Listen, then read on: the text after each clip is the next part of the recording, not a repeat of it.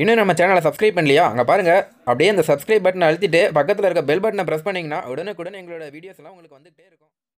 Hello viewers, நடிகர் ரஜினிகாந்திடம் தேர்தலில் ஆதரவு கேட்டிருக்கிறேன். அவர் நல்ல முடிவு எடுப்பார் என்று நம்புகிறேன் என்று மக்கள் நீதி மய்ய தலைவர் கமல்ஹாசன் அவர்கள் பேட்டி ஒன்று அளித்துள்ளார். தற்போது அந்த பேட்டி தான் சமூக வலைத்தளங்களில் வைரலாக பரவிட்டு இருக்குது. வருகின்ற லோக்சபா தேர்தலுக்காக பல்வேறு கட்சிகளும் தீவிரமாக செயல்பட்டு வரும் நிலையில் மக்கள் நீதி கட்சியும் தீவிரமாக செயல்பட்டு இருக்கிறாங்க. மிக தீவிரமாக கூட கமல்ஹாசன் அவர்கள் பிரச்சாரம் செய்து வருகிறார்.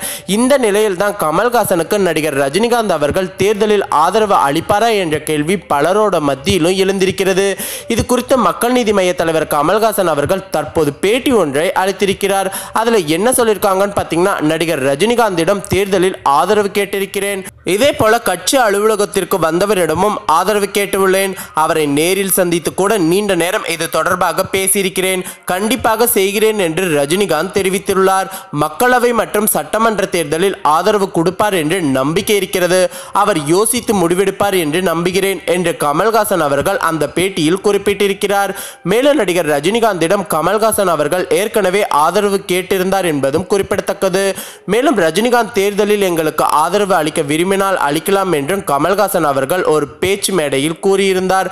அது அவரது விருப்பம். இது தொடர்பாக அவர் மட்டுமே முடிவெடுக்க முடியும் என்று கமல்ஹாசன் குறிப்பிட்டிருந்தது அனைவரும் அறிந்த ஒன்றே.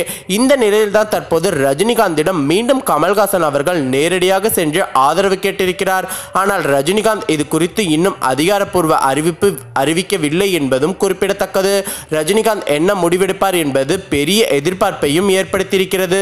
தற்போது இந்த தகவல்கள் தான் ரஜினி ரசிகர்களுடையும் ரஜினி மன்ற நிர்வாகிகளுடையும் அதிகமாக பரவிட்டு இருக்குது. மேலும் ரஜினி அவர்கள் என்ன முடிவெடுப்பார் என்பது பொறுத்திருந்து பார்க்கலாம். மேலும் இந்த தகவல் உங்களுக்கு பிடிச்சிருந்ததுன்னா லைக் பண்ணி ஷேர் பண்ணுங்க. இது போல தகவல்களை தெரிந்து கொள்ள நம்ம சேனலை உடனடியாக சப்ஸ்கிரைப் பண்ணுங்க. தேங்க்யூ.